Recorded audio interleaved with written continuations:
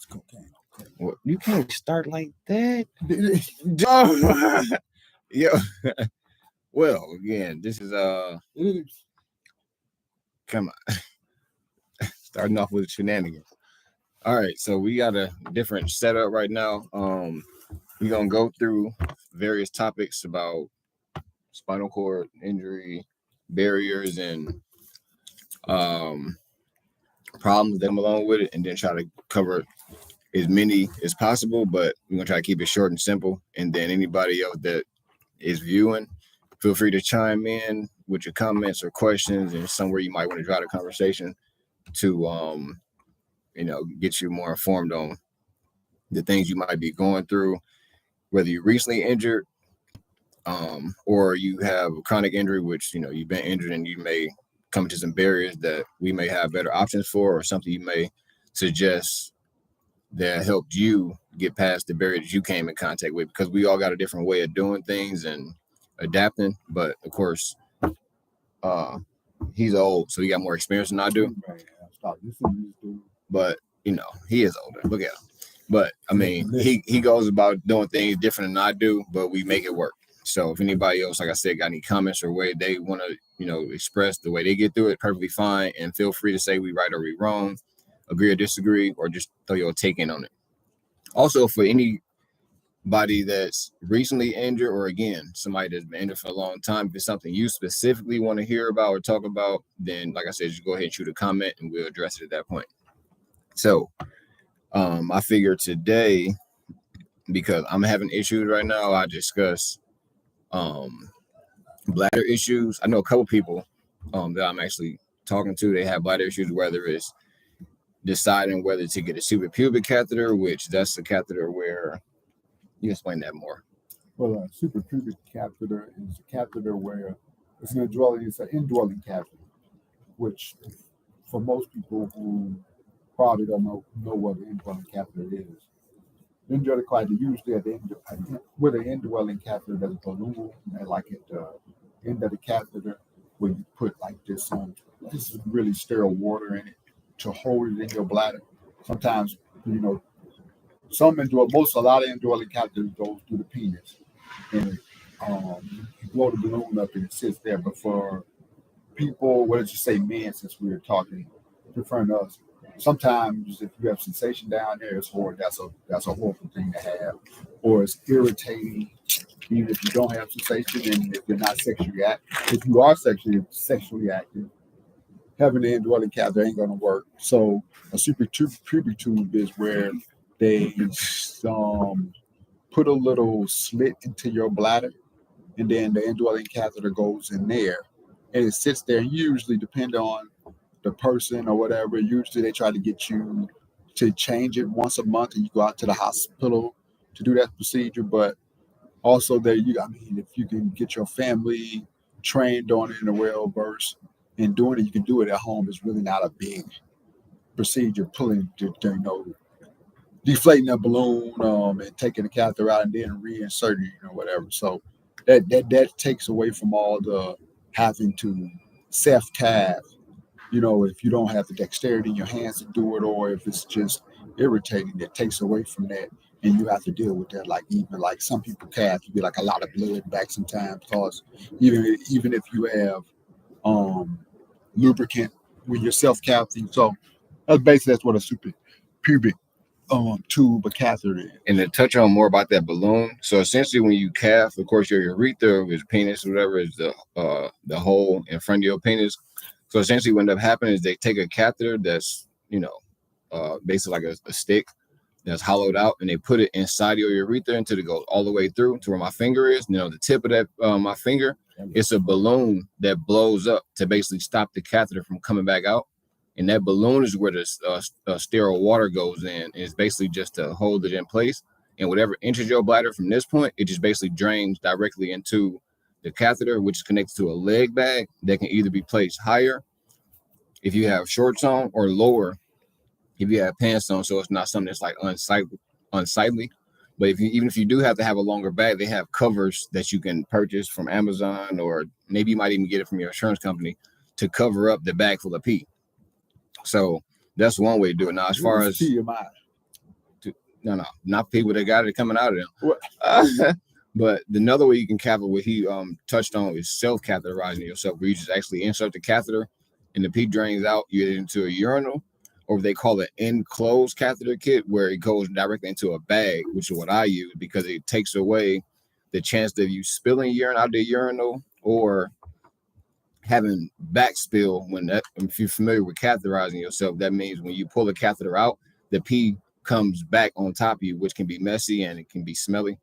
So at that point, if you self-catheterize yourself, you just put it in, take it out, and you keep on going about your way. And then also, for those who are recently injured and you haven't gotten the routine to catheterize yourself at a regular rate, so you don't have incontinence issues where you basically pee on yourself. I know a lot of people, don't like peeing on themselves. So there are things that you can use, like they call briefs, which is basically, like, to me, I call them adult diapers because that's what it is in all actuality. But they call it the briefs. You can have those on just in case you do happen to, urinate on yourself, because you don't have the sensation to pee. It just comes out because your bladder is not trained yet, or you haven't gotten another signal throughout your body to indicate when you are going to use the bathroom. Because I know when I first got injured, I would just pee without notice.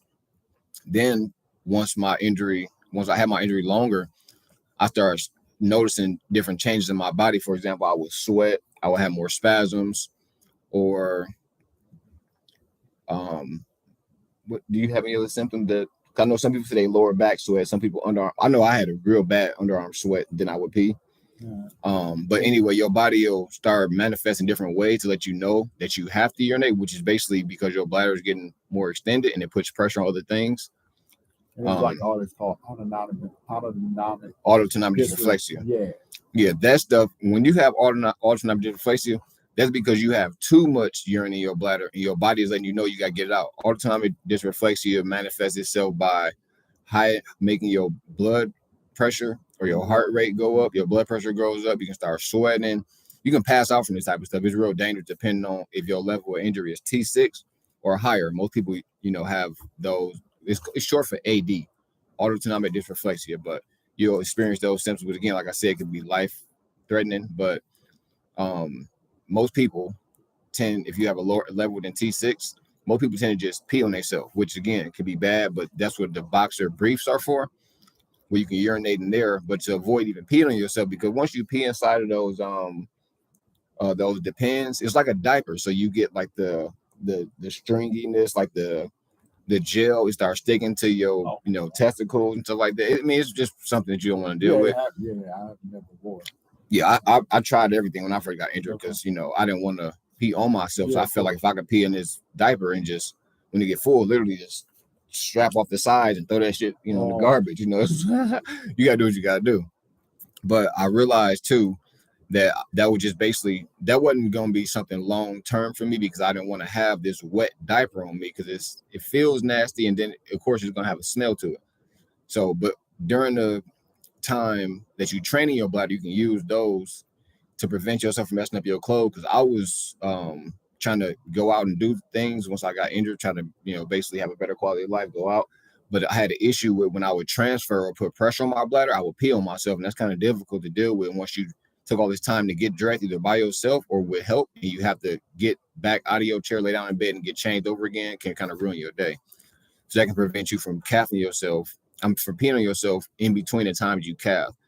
But of course you should always stay hydrated, but that tends to make you pee on yourself even more. So the other issue with cathing yourself as well is you have to try to be as clean as possible by washing your hands or wearing gloves, and definitely using the right amount of lubricant. Because if you force the catheter in, of course you can have UTI tears, or you can make what they call false passages, where it don't follow the normal tracks of your urethra, which is the entrance to your penis to your bladder. You can divert into a different you basically can make another hole during the process of going from the tip of your penis to your bladder, and that's called false passage. And you'll notice it's going. If you have sensation, you'll feel pain, but if you don't, then you'll see blood coming out. And at that point, you need to basically just back the catheter up and try again slowly. If you encounter any type of pressure, you might want to stop and let your urethra relax, because that's not a lot of things people who have experienced as well. Is tightness in the urethra, so you have to basically back it up and then go and try again. So catheter issues. Anybody else got any more questions or any type of experience that you have with catheterizing yourself that you may want to speak about? Feel free to comment, or you can always speak to your urologist and they'll help you out with these same type of tips. But I just feel like it's better to speak to somebody that actually catheterize themselves or use one of the different variations of catheterization. And like what Mike was saying earlier about your body gets used to a certain way when you're dealing with. It's like your body tends to adapt to the situation. So like even when I go to bed at night, like I go to sleep. Usually I take like sleeping aids like melatonin or whatever. But if in the middle of the night I gotta pee, my body wakes me up. And that happened to me after a while. It literally wakes me up, and I wake up and I go, oh, shit, I gotta go to the bathroom. So your body will adapt to say, but then I'm also an incomplete injury. Yeah. Every disability you got. If you don't know someone with a disability, when I say disability, I mean the people who have occurred a disability through maybe an accident, a gunshot. There's no disability, even though it may be diagnosed as the same. Like me and Mike could supposedly have the same diagnosis, but no disability is the same. Right. Everybody's body performs differently. Just like a lot of people, like a lot of my friends be asking me crazy questions. They're not crazy questions. It's probably the same question I would ask somebody. Had not got shot and got a spinal cord injury. Right. Are you retarded? Like wow. That's somebody told me. They was like, what's wrong with you? Well, that's what I thought too. But go ahead. And retarded word, not PC. Why? You use the R word anyways. But no, they're like, because they sometimes when I'm dating, like you can still have sex. And like even when I first meet girls, and one of the first things they want to ask, but they don't ask, and then they get around to it. They're like, "Can you still have sex?" I'm one of the lucky ones. I can say that. So yeah, it is it. And sex to me is different from what it used to be, or whatever. And then I also look at it differently. But no, people have a lot of assumptions about people with spinal cord injuries or whatever in wheelchairs. And usually, every time I see I can tell when I see somebody who's in a wheelchair, especially when it comes to African American men, how they got in the wheelchair. That's just statistics. I looked it up, and it's actually good because already, Black people are a minority just in the world in general. But the statistics I looked up, it literally says because we make up like I think 5.8% or something of the population, that out of that 5.8, 47.8%, so almost 50% of the people that acquired spinal cord injuries that were Black, they were victims of gun violence. Yeah. I mean, it's not across the board, but it's usually a gun violence or a traffic accident. When it comes down to the white population, I think they're like 37% of the population, but the majority of their spinal cord injuries come due to falls or something recreational based. Not to say they don't get shot. And Jello and breaking their neck. That's I seen that on Jackass. Oh no, happened. I know I met somebody when I first got injured in real life. That's what happened. Well, no, I'm just saying that type of stuff that they do on Jackass. That's more so. I don't think it's racist. I think it's statistics. I mean, well, not racist, stereotypical. But that's what Caucasian people do. They do stuff out the norm that we wouldn't normally do, and they end up hurting themselves. And stereotypes come from statistics. Well, we shoot each other. We end up in. That's not a stereotype. It is right. It is what it is. I mean, they shoot each other too, but at the same time, like I said, it's a higher rate of people that's African American that end up getting spinal cord injuries due to gunshots. But again, another thing I also noticed is that, well, not noticed that I've seen the population between 18 and I think it said 40 or something like that. Those that's the most that's the biggest age group to acquire a spinal cord injury, and it's much older for women. That's another thing. Women rarely get spinal cord injuries, but when they do, it's not like in that age range of 18 to 44. It's a little bit after that. And when I got injured, where they talked about that in hospital, because boys play rough sports and do things that most girls wouldn't do. Right. that could lead to them getting spinal cord. Which kind of goes against another statistic is why women live longer than men because of the type of activity and things that we engage in. But so when it comes down to spinal cord injuries for our specific demographic, I feel like bringing awareness to it will actually help us hopefully avoid spinal cord injuries altogether. But if you happen to have one through no fault of your own, because I didn't, jump off a cliff or fall out of a tree or do something that was recreational that caused my spinal cord injury, I literally was come home from work and got shot. So I know it's a lot of innocent bystander stories where you just out doing what you would like to do with your life, and then you end up getting injured through no fault of your own. Same thing with driving down the street, you going to work, somebody driving all crazy and you get in a car accident. It's not your fault, but that's one of the things that it just happens. So being aware of what gun violence and reckless driving can do would maybe help kind of tone down the reckless behavior. Yeah. So here's a question since you brought that up. I think about it all the time. So if you would have got it, let's say if you got injured, and like say you were participating in something or doing something that you're kind of accountable for it, would it be easier or harder for you to take than you're not really doing anything, and so you just get shot for basically no reason or the wrong reason, or even if you're driving down the street instead of you getting in a car accident for being drunk, somebody drunk runs into you. Would it to you, does it make a difference? Would it make a difference how I act? Right. I got a biased opinion, of course, because I got injured through no fault of my own. Right. So would I feel better if I did it for myself? Yes. Because I can look back and say, damn, I made a bad decision and I can blame myself. But at this point, it's like, I could find a way to blame myself. Man, I should have never been there, or maybe I should never done this, or what if. But yeah, so like I said, I got a biased opinion, but if I was, like you just literally asked me that question, I would feel better if it was, my fault that it happened. And then again, I could, like blame myself. Right. Yeah. But okay, so we covered the bladder, and then of course now I think one of the other two big topics that I always hear, it come down to valves, bladder.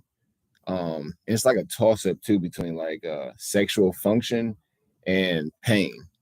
So I'm not sure if those four where you like maybe rate what you would like to change the first. Well, actually the first would be walking, especially when you get a recently acquired spinal cord injury. Yeah. The first thing you think is, I want to walk again. Mm-hmm. Until you have an injury for long enough. Most people, not all, but most people change their priority from walking to just basically want to go a day without peeing on themselves, pooping on themselves, or not having to do a bowel program, or being able to do it on their own, or don't need help. Because a lot of people need help doing a bowel program, which can be an invasion of your privacy, especially when it first happened. Then if you have an issue with having a caregiver, then you have to have different people seeing you, poop and pee and turn you over and find out, different things about your body that, you can't control anymore. That can be a privacy issue, can lead to some mental health problems like depression, anxiety, feeling withdrawn, feeling less than. Those are kind of the main things, especially with pain. I know I feel pain every day, all day, and it'll be 11 years, July 11th. I still not used to the pain. I still wish it would go away, but you learn to adapt to it. Right. Whether you get medicine or you can use your mind to distract you from the pain, or what would you say? How you deal with the pain every day? Well, besides them ugly ass faces. And that's the truth. It would be if I just when I was coming in the building, and I keep forgetting, which I don't understand it. And this is because I'm in pain majority of the time, even though sometimes I'm in pain, I'm so used to it that I can work through it. But like today when I got up, like my hip was hurting really bad. My hip was hurting.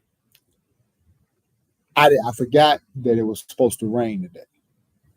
Like the weather changes in the climate actually affects how much pain I can be in or whatever. You can sense the pain coming. Yeah. Or, I mean, you can sense the rain coming.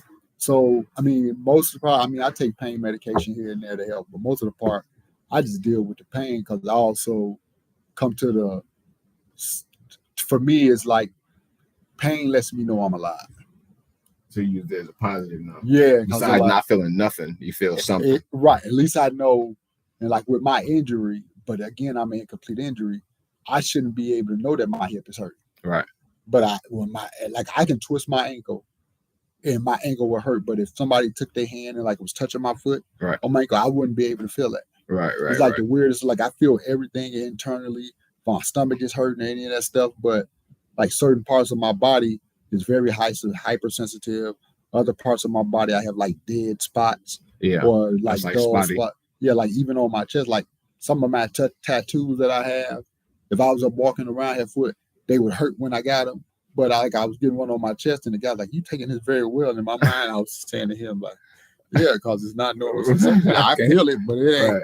Yeah, knock yourself out, buddy. It's like tickling me. Right. So no pain. Everybody deals with pain differently. I'm not trying to tell anyone to go my route, because some people can't handle, dealing with that on a daily basis. Some days it's a 2 or 3, but I can honestly say there hasn't been a day since I've been shot that I haven't had pain. I can agree with that. But to go back to what you were saying about it, the pain that you're alive, it could be mentally challenging or hard to cope with to see somebody touching a part of your body and you can't feel it or notice it.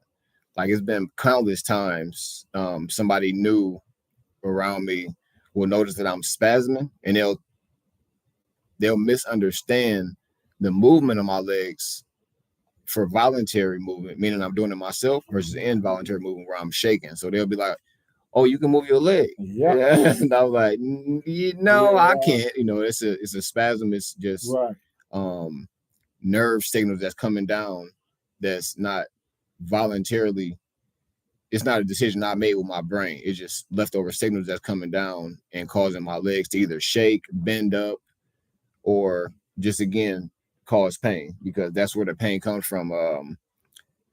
Signals that come from your brain. It's almost, I'm not sure if anybody ever heard of what they call phantom pain. So phantom pain is just something that if you like lose a limb, so if my wrist was to get cut off and I wouldn't have a hand, it would just be, from my wrist on up. The brain has a way of tricking you into thinking your fingers hurt, even though they're not there, because the brain is constantly trying to find where the hand went.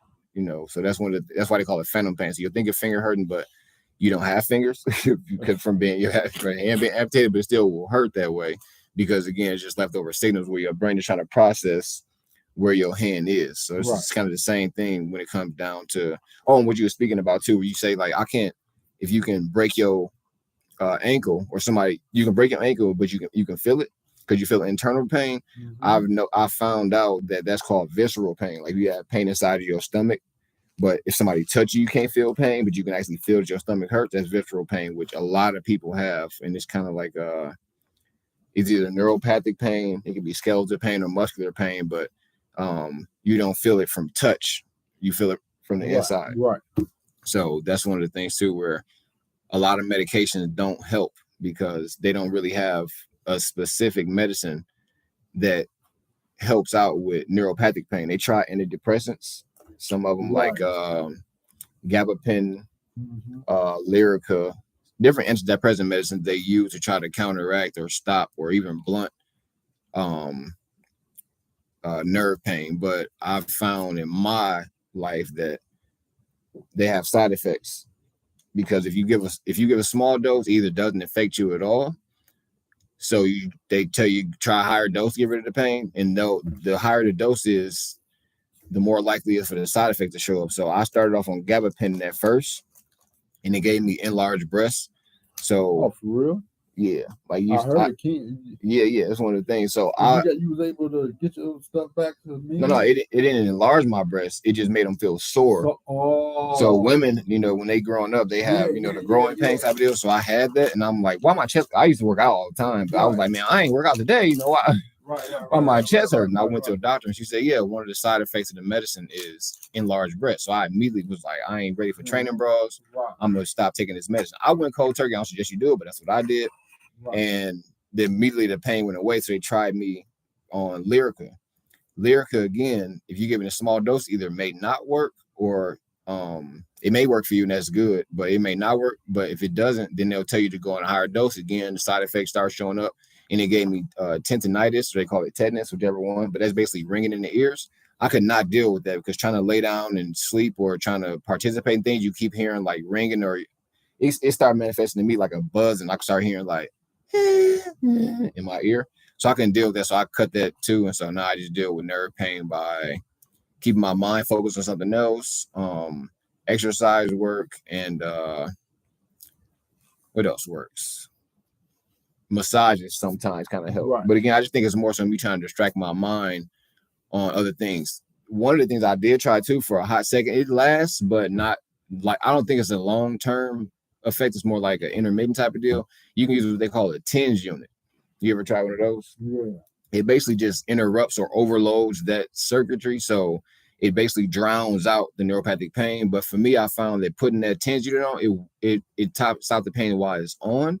But it's a device that either comes with a battery or has to be plugged into the wall. And that's not good if you're trying to go out and do something. So I just decided to either preoccupy my mind with some other things or just basically deal with it. After all this, you know, your pain threshold goes higher the longer you deal with pain. That's just what I've noticed, and other people say the same thing, where it's like, I've been in pain for so long that when I first went to the doctor, they got, I forgot what the name of the scale is, but they got happy faces on it. You know, the smile is 0 pain and the crying is 10. They, you know, when you first get injured, they ask you how much pain you're in, and you probably usually point to 10. That same pain years later is going to be like, it's like a 5, 4, because you're so used to being in pain, which sucks, but it's good because your body adapting basically to, you know, pain. So, but if you got any suggestions about how you deal with your pain, if you got pain that we didn't discuss or go into deep in, because I know we just got to talking mostly about visceral pain, but there's skeletal pain and muscle pain, which do you get muscle pain from working out? I mean, I get, yeah. Not muscle pain, skeletal pain, because of course you're gonna burn, you know, muscles, they the tissue tearing. But like I have mild arthritis in my right shoulder, or that flares up when the weather is like this and stuff like that.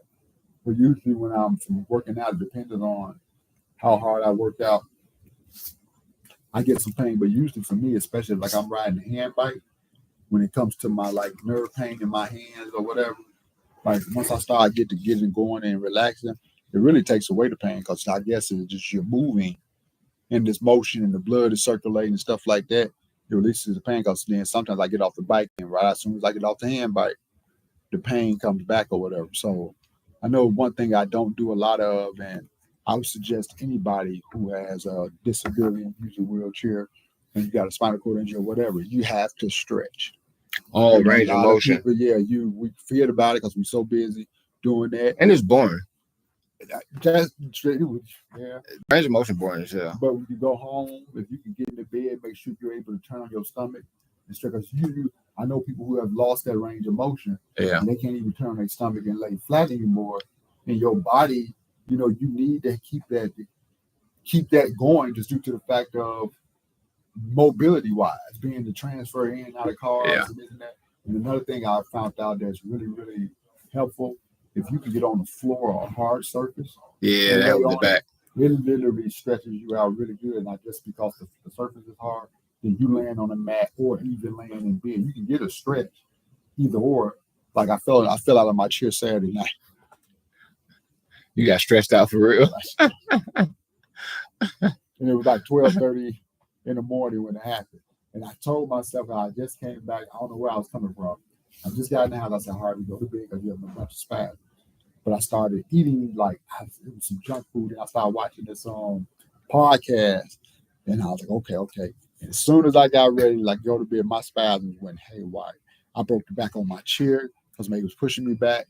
And so then I'm starting to slide out of my chair. And it's wild because my one leg went this way and it stiffened up. So it was just like, here we go. So I ended up on the floor. It was 1:00 in the morning. I text my brother. He didn't respond, but he was asleep. I wanted to call him or whatever, but it was like, okay, I'm gonna wake him out of sleep. And then I just fell out of my chair before. It ain't been recently, but when I say fall, I mean I just like blah blah and all that. It was more like a slow fall. Yeah, it was like slow. Okay, I'm going. I would try to hold. No, I'm going. So I end up on the floor, and I end up sleeping on the floor. I've fallen and I can't get up. So I literally snatched the pillows off my bed. Well, see, here we go with this. See, but what I did was I scooted where I moved myself into my bedroom, snatched the pillows off the bed. I couldn't get the cover. I just laid on the floor, and I was so tired that I fell asleep on the floor next to my bed. And I woke up. It was like 4:30 in the morning. You need to get a service dog. Yes, get a doggy door, run out the door, and or get a wife. Or get a wife, a service woman, and have her run out the door like, I'm wild. Pick you up. But no, yeah. That's another thing too. Some people have spasms, some people don't. Again, it's like a love-hate relationship with me. Spasms, they stop muscle atrophy, which is bad. But going back to what you were saying about the arthritis and what I said about the muscle atrophy, what you don't use, you lose. Right. And if you constantly in a seated position, the muscles that connect your hamstrings to your stomach, those are called hip flexors. When you constantly sitting in a seated position, you can imagine yourself sitting this way. These muscles, if you don't use them, they get shorter. So when you try to stretch out and lay down for either recreational purposes or just for therapeutic purposes, transfer purposes, if they're too short, when you go to transfer out of your bed to lay down, your legs will stay up. So you'll notice that either A, you won't be able to stretch your legs out and lay flat on your back, or you'll have to end up sleeping on your side, which would then just promote more shortening of those muscles. Which again, if you get stuck that way, it's going to be hard for you to do a lot of things. Imagine you trying to, stand up on a standing frame or do some type of walking in braces, or even with driving, anything where it's a different position that you not is not conducive to you sitting in your wheelchair. If you don't say even sexually, if you married, that's what I said for recreational. It's kind of hard to be. Yeah, I ain't. I heard somebody say diddling, diddling. One of the chicks here. I mean, I just thought that was an effective way. Somebody say diddling, everybody mind go there. There's a corny way of saying it in my mind. Some people, yeah, you're trying to diddle. But whatever, like recreational purposes, sexual purposes, whatever you want to call it, it's hard to do that if your body is stuck in a seated position. So again, just to reference the sexual performance type of problems that it causes, if you can't lay down flat, you can't. It's hard to have somebody, ride you in that position type of deal, your legs up. And it's hard for you to get on top because now you in like a dog or all four position, Yeah. But I know too, what helps out with stretching out your hip flexors, believe it or not, depending on your level of injury, you can crawl, get on all fours, and either I started out by doing push-ups. And I noticed when I pushed myself up, I was able to go back further than just a push-up. And that let me know I can get on all fours, even though I'm paralyzed from the chest down. So once I was able to get on all fours, I tried stuff. I tried to, simulate a crawl and putting on my weight on one side and kind of snatching my hip forward.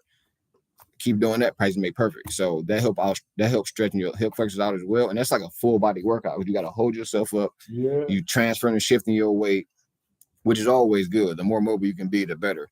And like he was speaking about before, I think the reason why the ground works better is because beds are made to be soft, whether it's firm or whatever you want to call it, like the sleep number thing.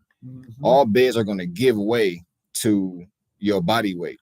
So if you land on the floor, there's no type of bending or sinking in under that. So if your spine is curved, when you lay in bed, the bed is going to, contour to that, but the floor won't. So you'll be able to get that arch in your back, or if it's too much of arch, it'll straighten out more. So I tried to, like I said, went from the crawling and doing push-ups to the crawling to turn over on my back. And when when you're tired, you just lay out. You can stretch your arms out. So you kind of simulating the stretching out of your body as if you were standing up, even though you're not weight bearing, which is very important as well. Yeah. So you don't have osteoporosis in the bones. You need to basically, if you can, which I think everybody should be offered this in therapy, but everybody don't get the opportunity to. It's always a good idea to try to put pressure throughout your body by either standing up in the standing frame, positioning yourself behind a wheelchair. Somebody can sit in the wheelchair in front of you. You can stand behind it and kind of like put your knees in the wheelchair. All of these things it's either on the podcast or I got pictures up to ways you can stretch your body out, or you can just simply, if anybody has a bed that's on a bed frame, you can put your knees on the floor and put your hips into the bed, and that puts weight throughout your body, minus the calf and the foot muscles. But the more you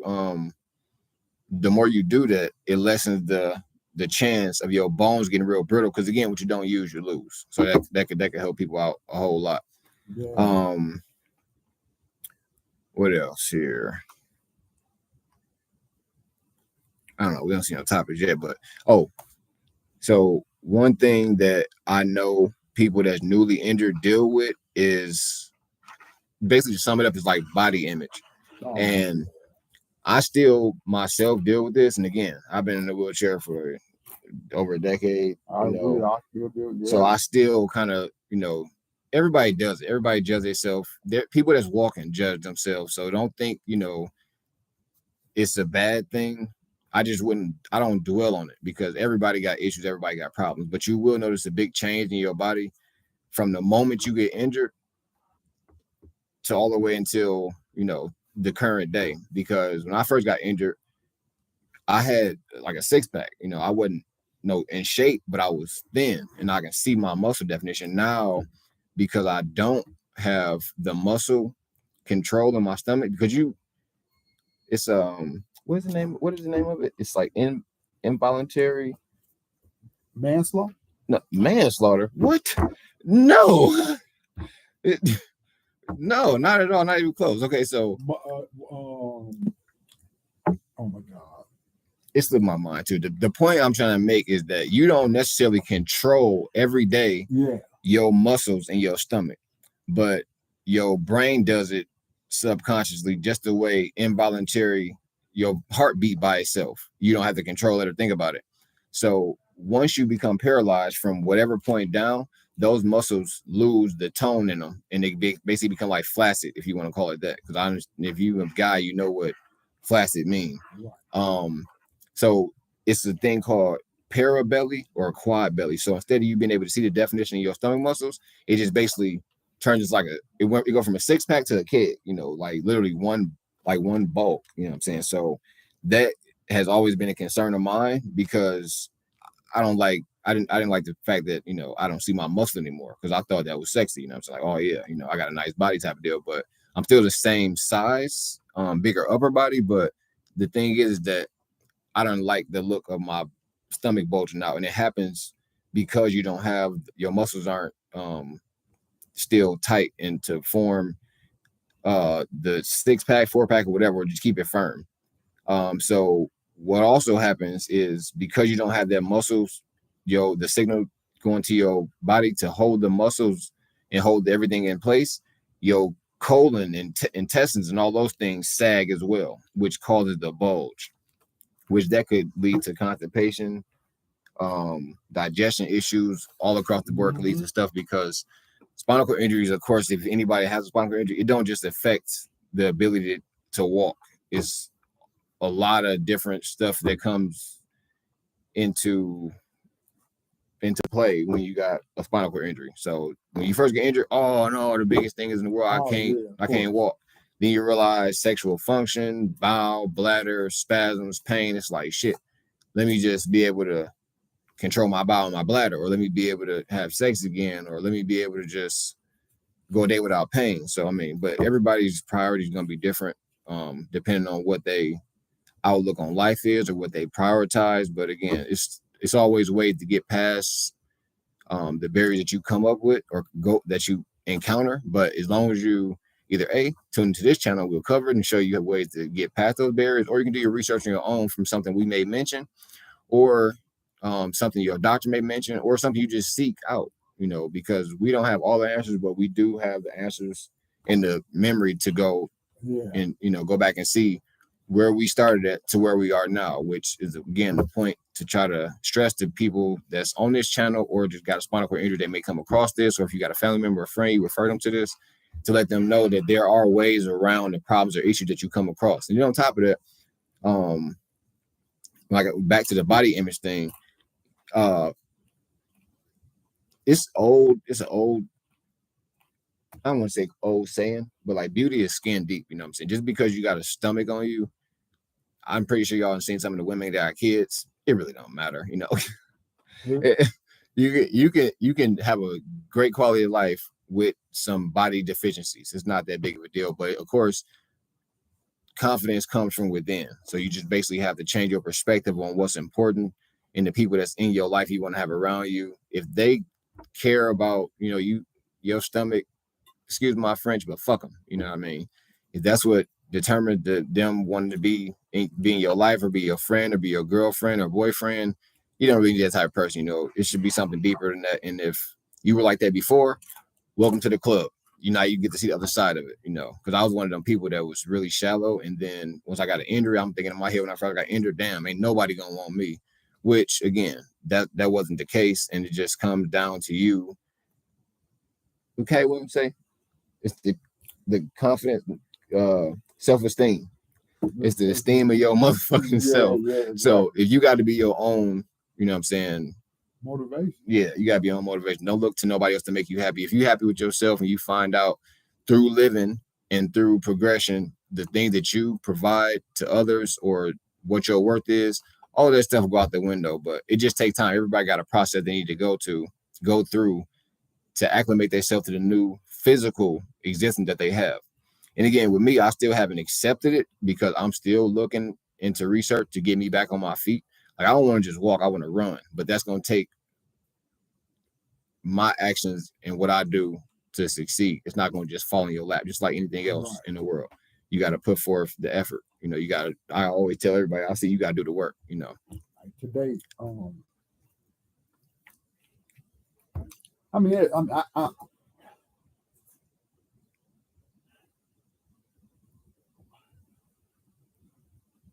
never mind.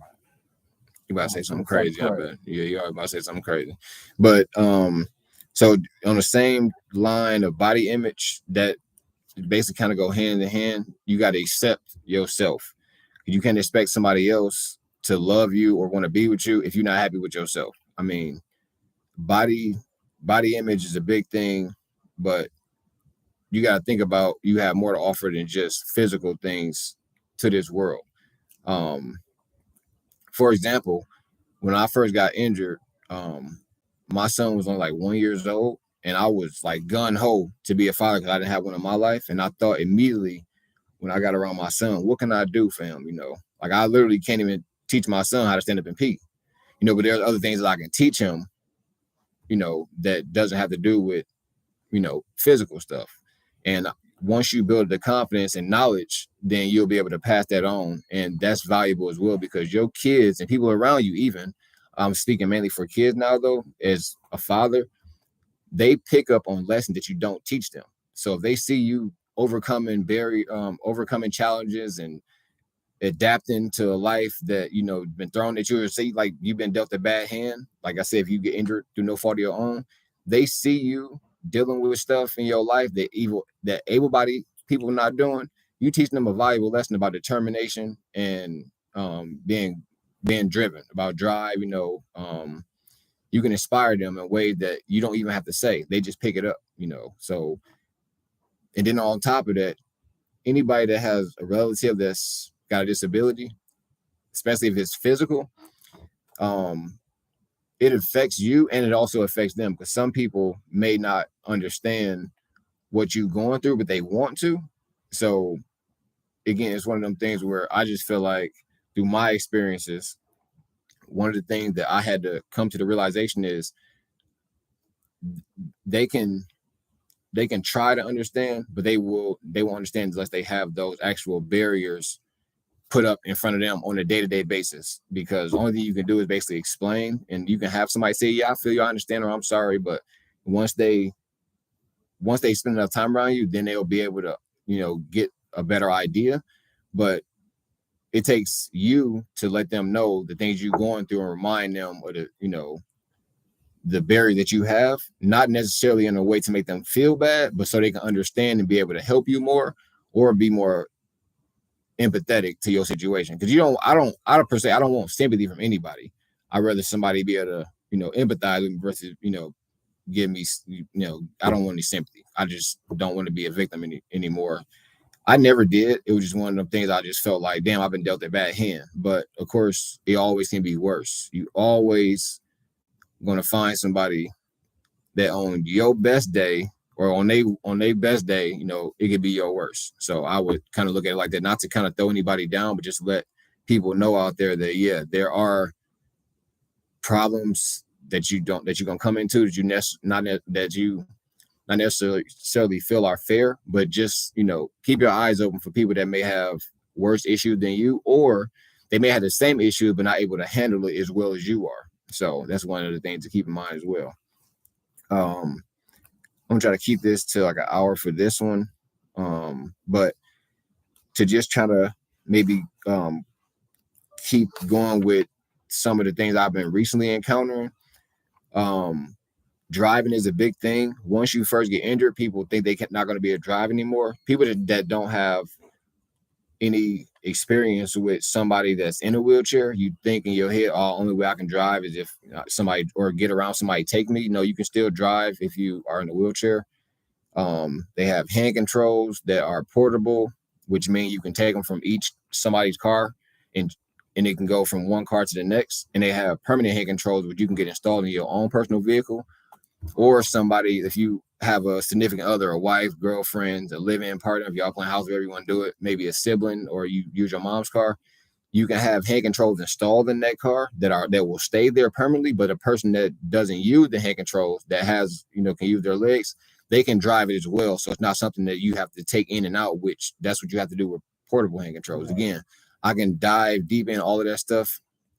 But this is just more of an overview. And if you need, any of these topics that we go over, feel free to comment on it and we can, do another segment directly focus on that actual topic, our experiences with that topic in a way that not the ways, the funds to get it, the resources to go through, and barriers to get around that topic that you probably want to run into. Because it's not just literally just go get the hand controls. You got the finances, you need the resources, you need the time. A lot of people need help, to actually, because how you gonna buy a car if you can't get there? Right. I don't know too many people just catching the bus to go look for a car. I just don't. Right. But there's ways around basically everything. Only thing I haven't found the ways around is skating. I want to go skating, but I just, I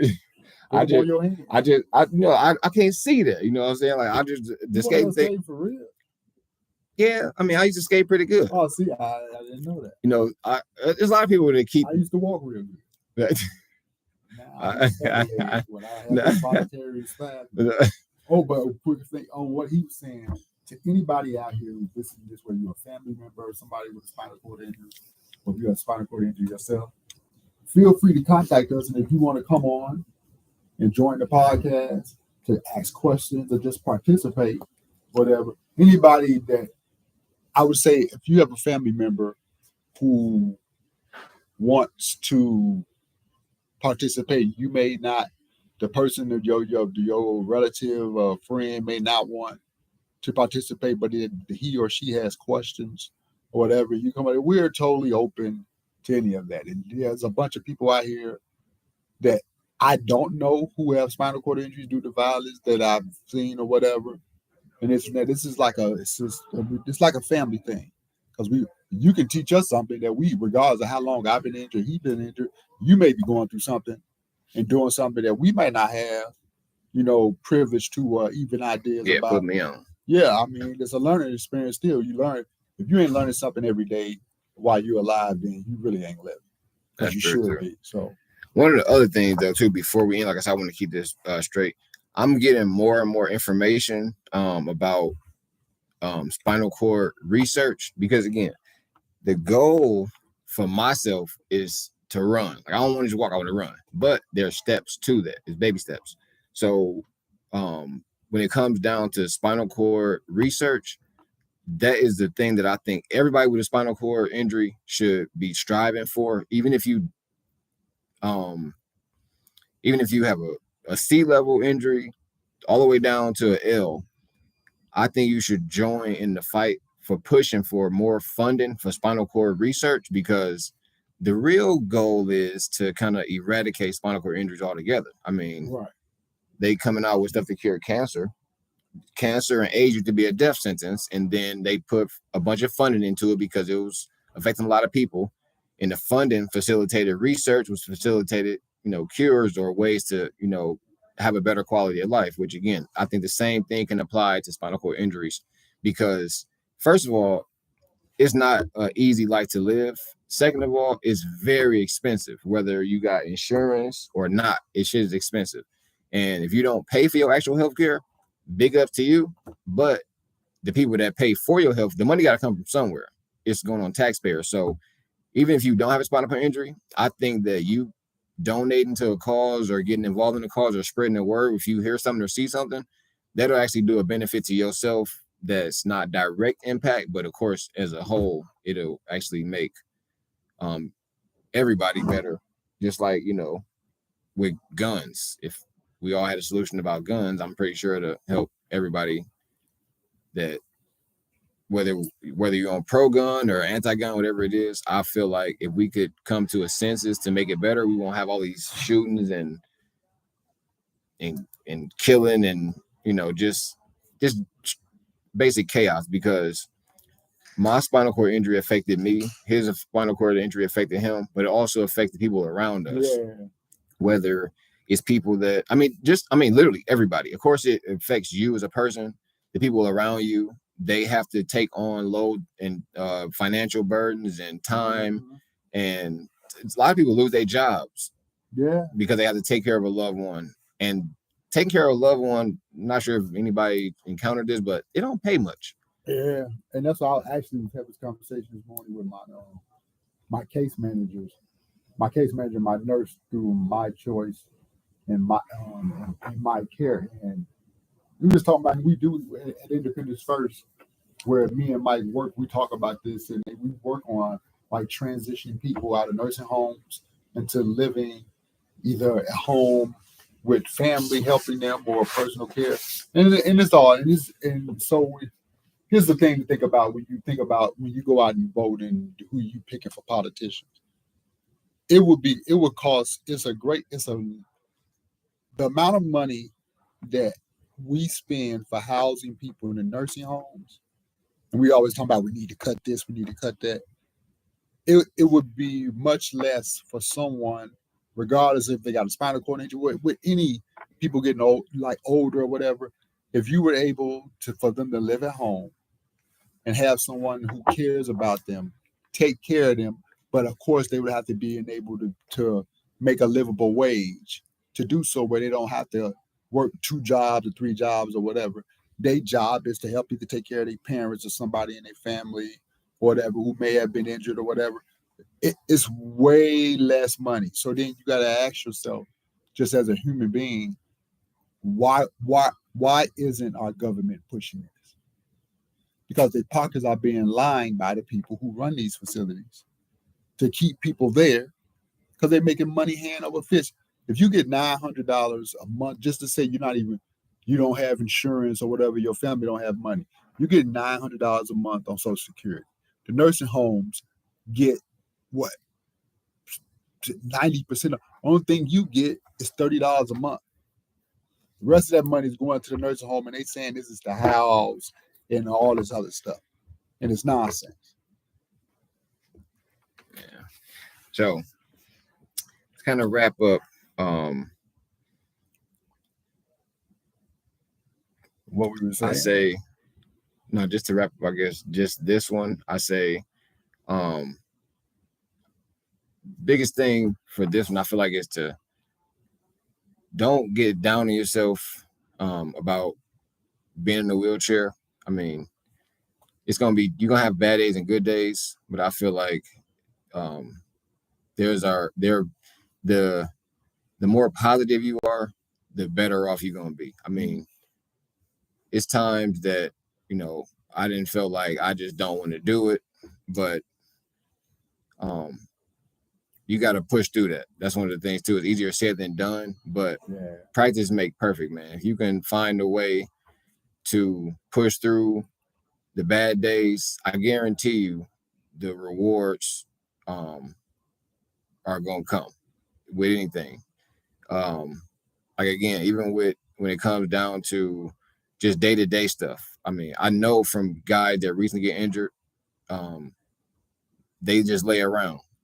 And I guess it could be depression, it could be just hopelessness, but I implore you to just basically, like Harvey said, learn something new every day. Laying there, just not gonna do nothing but cause more problems. Bed sores, UTIs. People forget about you. I'm just saying you can lay in the bed and be sad and feel like the victim and play the victim.